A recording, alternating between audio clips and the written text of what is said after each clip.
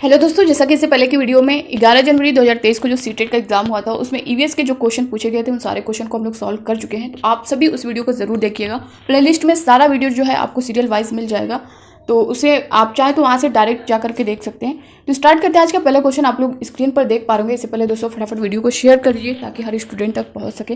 और दोस्तों नए हो चैनल पर सब्सक्राइब कर लीजिएगा, बेल आइकन को प्रेस कर लीजिएगा ताकि हर वीडियो हर क्लास आपको टाइम पर मिले। स्टार्ट करते हैं। आज का पहला क्वेश्चन आप लोग स्क्रीन पर देख पा रहे होंगे। हाथियों के बारे में नीचे दिए गए कथनों पर विचार कीजिए। ए दिया गया है, अपने भारी शारीरिक ढांचे के कारण हाथी अत्यधिक आराम करना पसंद करते हैं। बी है, यहाँ तक कि 3 माह के हाथी के बच्चे का भार लगभग 200 किलोग्राम होता है। सी है, इन्हें कीचड़ और पानी में खेलना बहुत पसंद है। डी है, हाथियों के झुंड में नर और मादा हाथी अपने बच्चों के साथ घूमते हैं। इसमें से सही कथन कौन सा है, यानी ए बी सी डी में कौन सा सही कथन है ये आपको बताना है। ठीक है। अपने भारी शारीरिक ढांचे के कारण हाथी अत्यधिक आराम करना पसंद करते हैं, ये नहीं सही है। बी है, यहाँ तक कि 3 माह के हाथी के बच्चे का भार लगभग 200 किलोग्राम होता है, ये करेक्ट है। सी दिया गया है, इन्हें कीचड़ और पानी में खेलना बहुत पसंद है, तो इसका जो सी वाला ऑप्शन है ये भी करेक्ट है। डी दिया गया, हाथियों के झुंड में नर और मादा हाथी अपने बच्चों के साथ घूमते हैं, ये नहीं होगा। यानी बी और सी के ऑप्शन में आप देख पा रहे होंगे, ऑप्शन डी में ये जो है इसका करेक्ट आंसर होगा, ऑप्शन डी। दोस्तों देखिए, हाथियों के बारे में यहाँ पे मैं आप सभी को बता दूँ कि क्या क्या इसके पॉइंट्स बन सकते हैं। हाथी जो होता है वो आवाज़ को सुनकर आदमी और जैसे मेल या फीमेल के बीच अंतर कर लेता है। अफ्रीकी हाथियों की गंध की सबसे अच्छी समझ होती है। और दूसरा, हाथी दिन में केवल जो है 2 से 4 घंटे ही सोता है। कितना? 2 से 4 घंटे सोता है। इससे रिलेटेड दोस्तों देखिए, ये हाथी वाला जो टॉपिक है ना, ये काफ़ी इंपॉर्टेंट है। यहाँ से एक प्रश्न आपका आना ही आना है, तो इस तरह से ABCD करके दे देगा, तो आप उसके बारे में डिटेल जाने रहेंगे तभी सॉल्व कर पाएंगे। तो इसके बारे में आपको यहाँ से क्वेश्चन कन्फर्म है, 1 नंबर का आएगा। ठीक है, एक का यहाँ से इम्पॉर्टेंट टॉपिक है, यहाँ से 2-2 क्वेश्चन बन जाते हैं कभी कभी। दोस्तों देखिए, यहाँ पे अगला पॉइंट अगर मैं बताऊँ तो 3 माह के हाथी के बच्चे का भार लगभग जो है 200 किलोग्राम होता है, जैसा कि यहाँ ऑप्शन में दिया गया है। इन्हें कीचड़ और पानी में खेलना बहुत पसंद होता है। हाथियों के झुंड में जो केवल हथिनी और 14 से 15 वर्ष के बच्चे होते हैं, और हाथी जो है प्राय झुंड में रहना ही पसंद करते हैं, जिसका नेतृत्व सबसे बुजुर्ग हथिनी करती है। तो ये सारे पॉइंट जहाँ जहाँ से आपका क्वेश्चन उठा सकता है मैंने डिटेल में बता दिया। बाकी NCERT का जो पेज है उसको भी मैं अगले वीडियो में उसको जो डिटेल में पूरा पेज आप सभी को दिखा दूंगी, या फिर अलग से उसकी वीडियो दे दूंगी।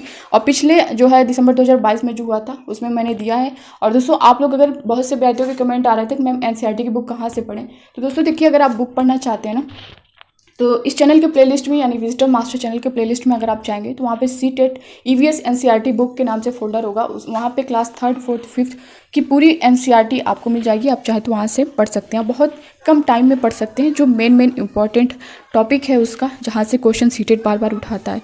अगला क्वेश्चन आप लोग देख पा रहे होंगे, केरल की उच्च स्तर की वैज्ञानिक सैन्य कला मार्शल आर्ट जो व्यवहार्य रूप से प्रचलित है उसे कहते हैं। ऑप्शन ए दिया गया है वयम, बी है मुडी एटू, सी है वेलाकाली, डी है कलारीपट्टू। केरल की उच्च स्तर की वैज्ञानिक सैन्य कला जो व्यवहार्य रूप से प्रचलित है उसे कहते हैं, उसे क्या कहते हैं? उसे जो है कलारीपट्टू। यहाँ पे ऑप्शन डी देख पा रहे होंगे, ये जो है इसका करेक्ट आंसर होगा। कलारीपट्टू की बात करें दोस्तों तो ये विश्व की सबसे पुरानी मार्शल आर्ट तकनीक मानी जाती है। इस कला का उद्भव दक्षिण भारत में हुआ था, जिसमें कलरी का अर्थ होता है स्कूल या व्यायामशाला, जबकि दूसरा शब्द पायट का अर्थ होता है युद्ध या व्यायाम करना। तो अब इससे रिलेटेड कोई भी क्वेश्चन आएगा तो आप लोग कर ले जाएंगे। अगला क्वेश्चन आप लोग देख पा रहे होंगे, निम्नलिखित में से कौन से पदार्थ को आप जल से कपड़े के द्वारा छानकर अलग कर सकते हैं? ऑप्शन ए दिया गया है दूध नमक, बी है नमक चीनी, सी है हल्दी पाउडर तेल, डी है चाक पाउडर। यहाँ पे दिया गया है कि कौन से पदार्थ को आप जल से कपड़े के द्वारा छान कर अलग कर सकते हैं। क्या दूध नमक को जो है उसका जल और दूध को अलग कर सकते हैं, नमक को अलग कर सकते हैं? नहीं। नमक चीनी दिया गया है, ये भी नहीं होगा। सी है हल्दी पाउडर को भी आप नहीं कर सकते हैं, तेल को भी नहीं कर सकते हैं, चाक पाउडर और रेत इसको कर सकते हैं। तो ऑप्शन डी जो है इसका करेक्ट आंसर होगा। अगला क्वेश्चन आप लोग देख पा रहे होंगे, निम्नलिखित में से कौन सा समूह एक ही प्रकार के खाने की सामग्री से बना है? एक ही प्रकार के खाने की सामग्री से इसमें से कौन सा बना है ये आपको बताना है। ए दिया गया है डोसा, पुलाव, खीर, बी है चपाती, दाल, सलाद, सी है हलवा, बिरयानी, जेली, डी है अचार, इडली, हलवा। इसमें से कौन सा समूह है जो एक ही प्रकार के खाने की सामग्री से बना है? तो वो डोसा है, पुलाव है, खीर है। ये ऑप्शन ए जो है ये इसका करेक्ट आंसर होगा। ठीक है, दोस्तों यहाँ पे अगर डोसा की हम लोग बात करें तो यह एक दक्षिण भारतीय व्यंजन है जो चावल और उड़द की दाल से बनता है और नारियल की चटनी और सांभर के साथ परोसा जाता है। पुलाव की अगर बात करें यहाँ पे हम लोग तो यह एक उत्तर भारतीय व्यंजन है जिसका मुख्य अवयव चावल होता है। खीर की बात करें तो ये जो है उत्तर भारत में खीर एक लोकप्रिय मिष्ठान माना जाता है। ये जो है मुख्यतः चावल को दूध में पकाकर बनाई जाती है। तो इस तरह से ऑप्शन ए ही इसका करेक्ट होगा। अगला क्वेश्चन आप लोग देख पा रहे होंगे, यदि कोई किसान अपने खेतों में उर्वरकों और कीटनाशकों के अधिक का उपयोग करके बार बार धान की फसल उगाता है तो इस आचरण से उसके खेत की मृदा ऑप्शन ए दिया गया है केवल धान की फसलों के लिए उपयुक्त होगी, नहीं। बी है एक साल में कई फसलों के लिए उपजाऊ हो जाएगी, नहीं। सी है उसी प्रकार के फसलों के लिए उपजाऊ हो जाएगी, नहीं। डी है बंजर हो जाएगी। ये जो है ऑप्शन डी जो है इसका करेक्ट आंसर होगा। नेक्स्ट क्वेश्चन देखते हैं, मुकुल हस्त मुद्रा जो सभी उंगलियों के सिरों को जोड़कर बनती है दर्शाती है मुकुल हस्त मुद्रा। ऑप्शन ए दिया गया है दृढ़ निश्चय, बी है कमल का फूल, सी है फूल तोड़ना और डी दिया गया है दृढ़ता।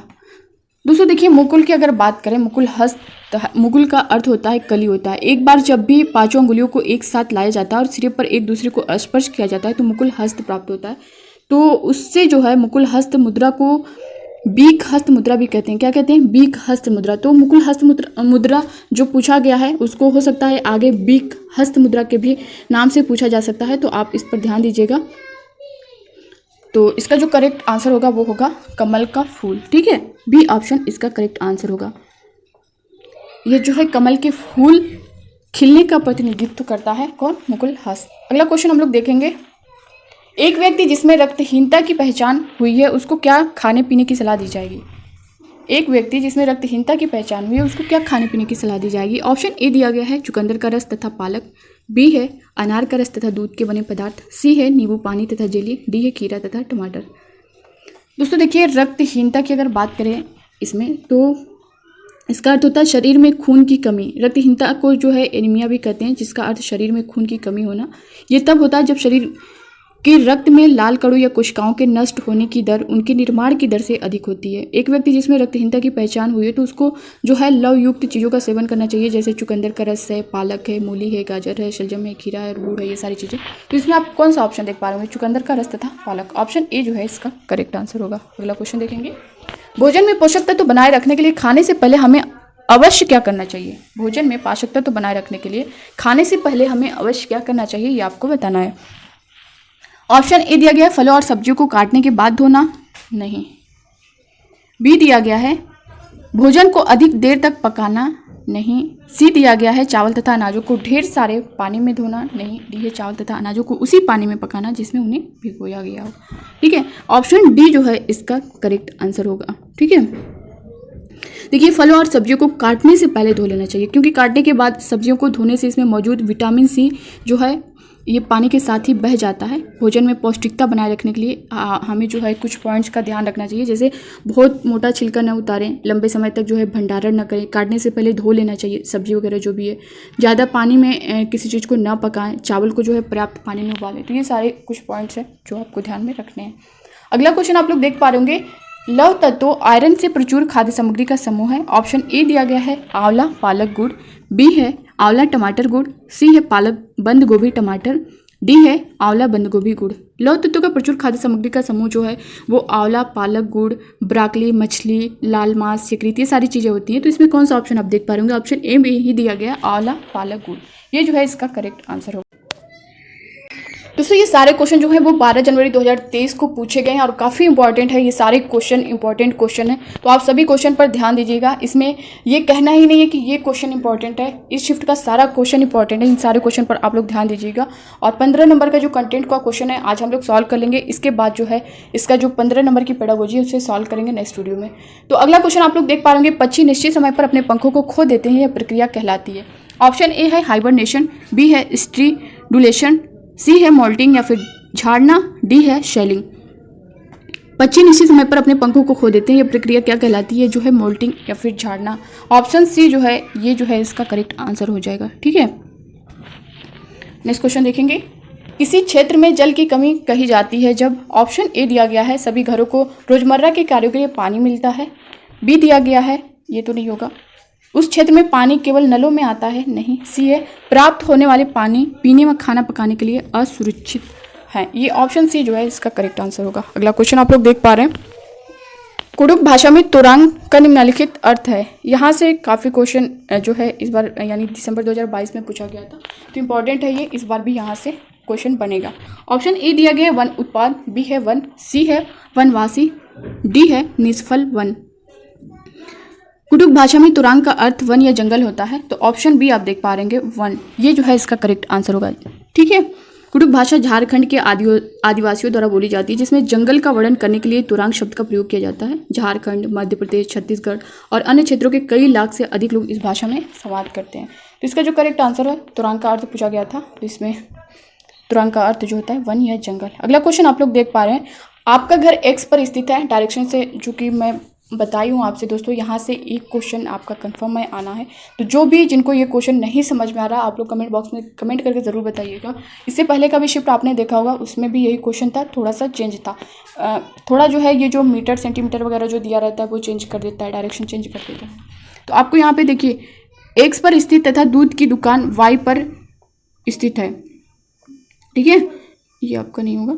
आपके घर से दूध की दुकान तक जाने के लिए कोई सीधा रास्ता नहीं है, अतः पहले आप ए पर जाते हैं जो एक्स के ठीक उत्तर में 50 मीटर की दूरी पर है, फिर बी पर जाते हैं जो ए के ठीक पश्चिम में 60 मीटर दूरी पर है, फिर सी पर जाते हैं जो बी के ठीक उत्तर में 50 मीटर दूरी पर है, और अंत में आप वाई पर अर्थात दूध की दुकान पर पहुंचते हैं जो कि सी के ठीक पूर्व में 100 मीटर की दूरी पर है। दूध की दुकान के सापेक्ष आपके घर की दिशा है। जैसा कि मैं इससे पहले भी आप सभी को समझा चुकी हूँ, जो लोग पहले से देखे होंगे उनको समझ में आ गया होगा। इस तरह से पहले आपको कर लेना है, ये आपका ऊपर उत्तर रहेगा, नीचे दक्षिण, ये आपका पूर्व रहेगा और ये आपका पश्चिम रहेगा। अब यहाँ पे आपका ये जो पॉइंट आएगा ये उत्तर पूर्व आएगा, ये जो है उत्तर पश्चिम आएगा। ठीक है, यहाँ पे आपका दक्षिण पश्चिम आएगा और यहाँ पे आपका आएगा दक्षिण पूर्व। तो ये चीज़ पहले आपको समझनी है, अगर आप ये समझ लेंगे तो आगे कर लेंगे। ठीक है, अब आगे जो हमें क्या करना है, जिस तरह से क्वेश्चन पूछा गया है कि आपका घर एक्स पर स्थित है। ठीक है, एक्स पर यहाँ पे हम एक्स मान लेते हैं, यानी एक्स पर आपका घर स्थित है तथा दूध की दुकान वाई पर स्थित है। अभी इसको हम देखेंगे। ठीक है, आपके घर से दूध की दुकान तक जाने के लिए कोई सीधा रास्ता नहीं है, तब पहले आप ए पर जाते हैं जो एक्स के ठीक उत्तर में 50 मीटर, उत्तर में ठीक ए पर जो है 50 मीटर पे है। ठीक, यहाँ पे हम देख लेते हैं। फिर बी पर जाते हैं जो ए के ठीक पश्चिम में, ए के ठीक पश्चिम इधर जाएंगे तो ये 60 मीटर पर है, 60 मीटर आप लोग समझ लीजिएगा। ठीक है, ये सी है। फिर सी पर, ये बी है आपका, बी। फिर सी पर जाते हैं जो बी के ठीक उत्तर में 50 मीटर, ये ठीक उत्तर में 50 मीटर पर क्या है, सी है। और अंत में आप वाई पर अर्थात दूध की दुकान पर पहुंचते हैं जो सी के ठीक यहाँ पे 100 मीटर पर, वाई यहाँ पे है। ठीक है, 100 मीटर की दूरी पर है। दूध की दुकान के सापेक्ष आपके घर की दिशा, दूध की दुकान के सापेक्ष आपके घर की दिशा पूछी गई। ये दूध की दुकान है और इसके सापेक्ष जो है आपके घर की दिशा क्या होगी ये आपको बताना है। ठीक है, ये आपका वाई है। अब यहाँ से आप देख सकते हैं इस तरह का आप सर्किल बनाएंगे, एक मिनट, ये आपका वाई है। अब यहाँ पे आप इस तरह से बनाएंगे, यहाँ से आप देख सकते हैं आपके घर की दिशा कहाँ पे आ रही है, ये देख पा रहे होंगे आप किस साइड में आ रही है। तो ये आपका किस साइड में आएगा, दक्षिण पश्चिम में आएगा। जैसा कि मैंने अभी ये डायरेक्शन करके आपको सारी चीज़ें बताई थी, उत्तर पश्चिम और उत्तर दक्षिण पूर्व पश्चिम और उत्तर पूर्व दक्षिण पश्चिम और उत्तर पश्चिम, यहाँ पे ये चीज़ें। तो ये आपका जो आएगा ये कहाँ पे आएगा, दक्षिण पश्चिम में आएगा। तो इसका जो करेक्ट आंसर होगा वो दक्षिण पश्चिम होगा। आप किस ऑप्शन में देख पाएंगे, उत्तर पूर्व, उत्तर पश्चिम, दक्षिण पूर्व, दक्षिण पश्चिम, ये ऑप्शन डी जो है इसका करेक्ट आंसर होगा। तो दोस्तों इस तरह से आपको सॉल्व करना और इसमें आपको बहुत ज़्यादा टाइम नहीं लेना है, न रटना है, बस समझना है। आप एक नंबर यहाँ पे अपना जो है स्कोर कर लेंगे अच्छे से। अगला क्वेश्चन आप लोग देख पा रहे हैं, पक्षियों के पंखों के दोनों ओर का मुलायम भाग कहलाता है। ऑप्शन ए है बार्ब, सी है क्विल, बी है यहाँ पे बी रहेगा, ए है बार्ब, बी है क्विल और सी है रेचिस, डी है क्लेमस। तो इसका जो करेक्ट आंसर होगा वो क्या होगा, पक्षियों के पंखों के दोनों ओर का मुलायम भाग जो है वो क्या कहलाता है, वो बार्ब कहलाता है। अगला क्वेश्चन आप लोग देख पा रहे होंगे, मलेरिया से ग्रस्त व्यक्ति के सामान्यतः लक्षण होंगे। ऑप्शन ए में दिया गया है बुखार के साथ खांसी व जुकाम, बी दिया गया है दस्त और बुखार, सी है ठंड लगना और बुखार, डी है त्वचा पर फफोले तथा बुखार। मलेरिया जो है प्लाज्मोडियम परजीवी के कारण होने वाली एक स्वास्थ्य स्थिति है जो संक्रमित मादा एनाफिलीज मच्छरों के काटने से मनुष्यों में फैलती है। तो यहाँ पे पूछा गया है मलेरिया से ग्रस्त व्यक्ति के सामान्यतः लक्षण होंगे, तो ये क्या होंगे, ठंड लगना और बुखार। ऑप्शन सी जो है इसके करेक्ट आंसर है। दोस्तों देखिए, मलेरिया से ग्रस्त व्यक्ति में जो है कुछ लक्षण होते हैं जो मैं आपको बता रही हूँ। तो अगर यहाँ से क्वेश्चन किया गया है और ये इंपॉर्टेंट है, यहाँ से 1 नंबर आपका आता ही है। इसमें जो है ठंड लगने की गंभीरता हल्के से लेकर गंभीर तक, और सिर दर्द की प्रॉब्लम हो सकती है, मितली जो है, उच्च बुखार है, उल्टी है, पेट में दर्द है, पसीना है, मांसपेशियों में दर्द है, ये सारे जो हैं इसके मलेरिया से ग्रस्त व्यक्ति के सामान्यतः लक्षण होते हैं। तो इसमें जो इसका करेक्ट आंसर है वो ऑप्शन डी है, ठंड लगना और बुखार। तो ये थे आज के 15 नंबर के जो कंटेंट के क्वेश्चन थे उसे हम लोग सॉल्व कर चुके हैं। नेक्स्ट वीडियो में हम लोग जो है 15 नंबर का जो पेडागोजी है उसे सॉल्व करेंगे। तो आप लोग बने रहिएगा इसी तरह चैनल पर और अपना लव और सपोर्ट इसी तरह बनाए रखिएगा। मिलते हैं नेक्स्ट वीडियो में। Bye bye, take care, thank you, खुश रहिए, पढ़ते रहिए।